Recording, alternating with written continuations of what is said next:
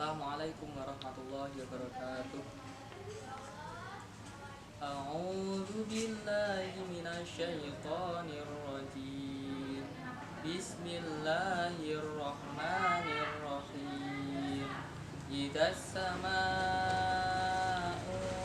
syaqqat wa adinat li rabbiha wa huqqat wa idzal ardu muddat wa alqat ma fiha wa takhallat wa adinat li rabbiha wa huqqat ya ayyuhal insanu innaka kadihun ila rabbika kadhan famulaqih fa amma man utiya kitabahu biyamini fasawfa yuhasabu hisaban yasira wa yanqalibu ila ahlihi masrura wa amma man utiya kitabahu wara'a dhahri fasawfa yad'u subura wa yasla sa'ira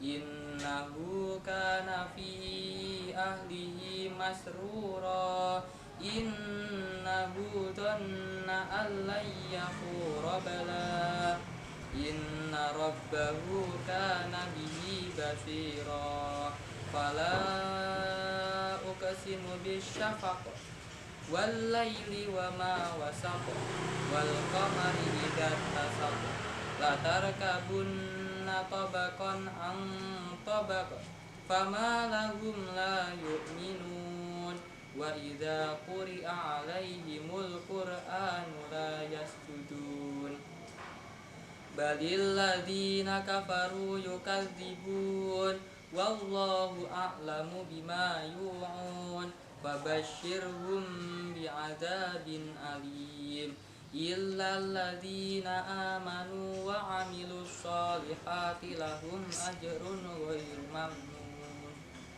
Shadaqallahul azim. Assalamualaikum warahmatullahi wabarakatuh. Alhamdulillahirabbil alamin. Shalatu wassalamu ala asrofil anbiya'i wal mursalin. Sayyidina wa maulana Muhammadin wa ala alihi wa ashabihi ajma'in. Amma ba'du.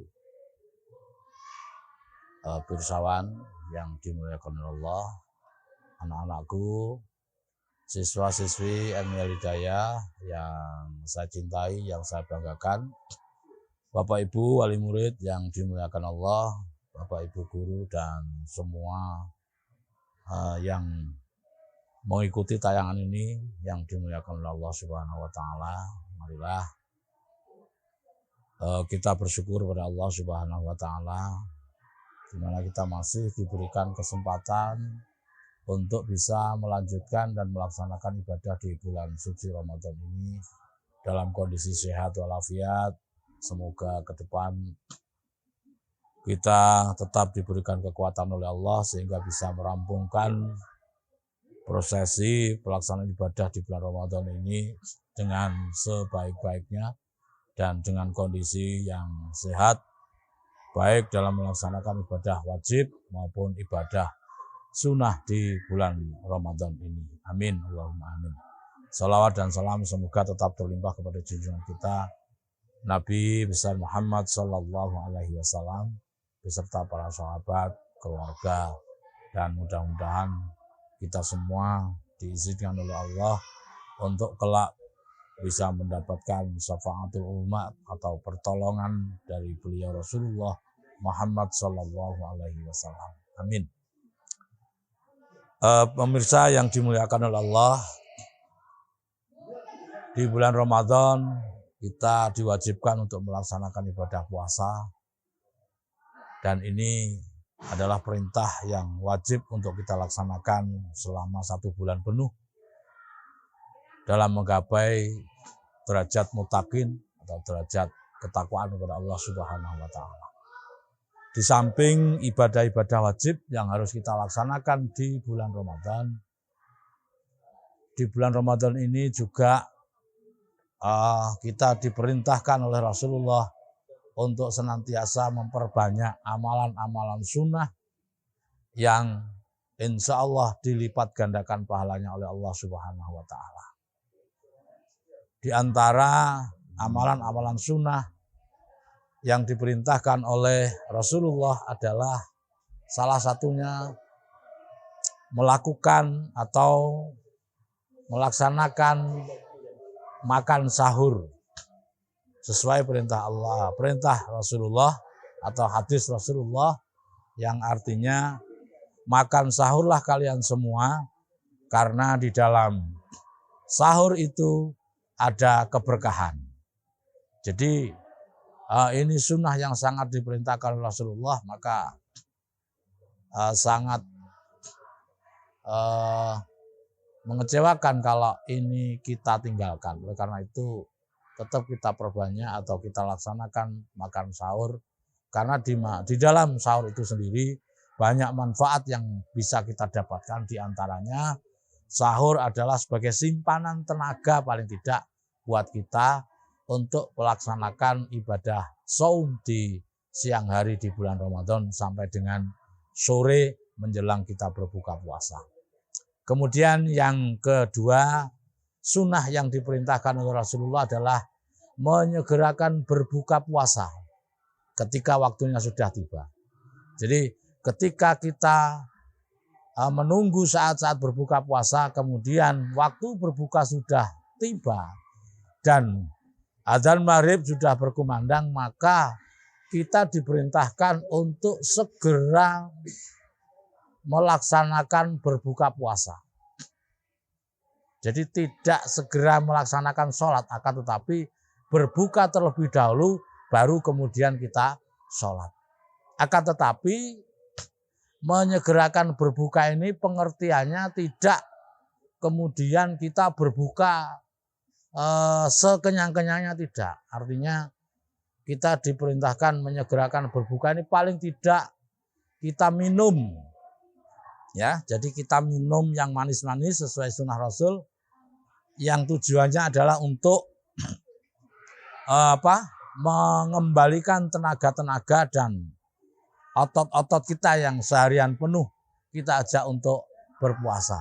Sehingga dengan menyegerakan minum ini, maka kesegaran tubuh akan kembali dan siap untuk melaksanakan ibadah sholat maghrib. Jadi jangan kemudian kita minum, kemudian makan yang sekenyang-kenyangnya, kemudian setelah itu kita lupa sholat maghrib, dan kebanyakan ketika kita melaksanakan sholat maghrib karena kita kekenyangan maka sholat kita tidak bisa khusyuk. Oleh karena itu yang betul adalah menyegerakan itu dalam arti minum, ya, minum saja. Kemudian yang ketiga, sunnah yang diperintahkan oleh Rasulullah adalah perbanyak sedekah di bulan Ramadan.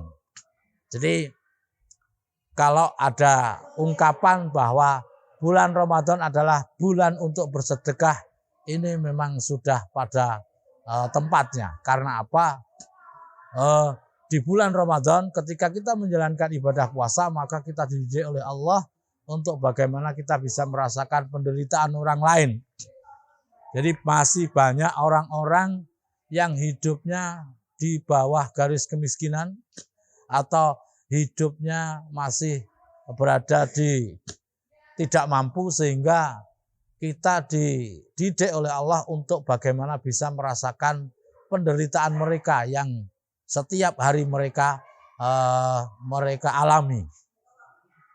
Dengan puasa, maka setelah kita mampu untuk merasakan penderitaan mereka, maka paling tidak akan muncul di dalam hati kita ini adalah semangat untuk melaksanakan sedekah.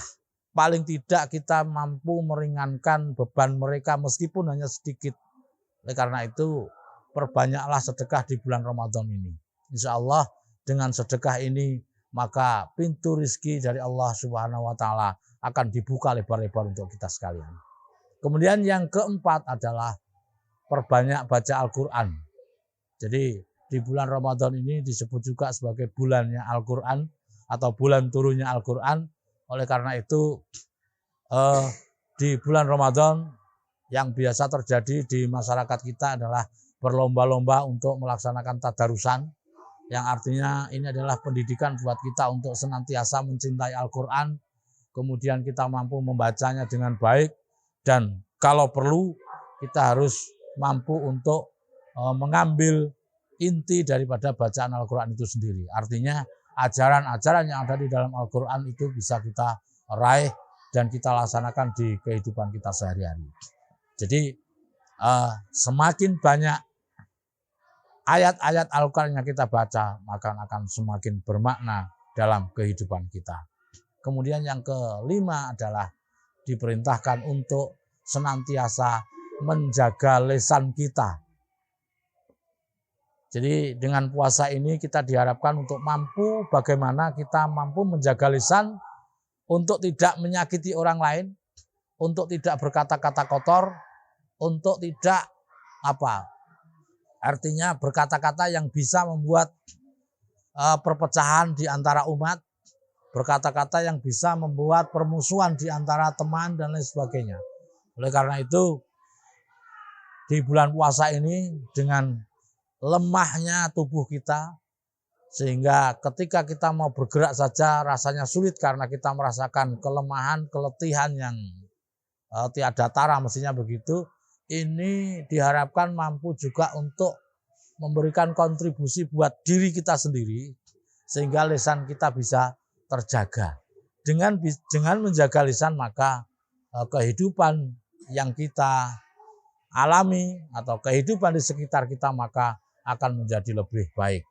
Jadi kata Rasul tidak benar atau salah jika kita dengan lisan kita maka orang lain menjadi tidak tentram, orang lain menjadi tidak aman, orang lain bisa bermusuhan. Maka ini adalah dosa yang sangat besar yang kita lakukan.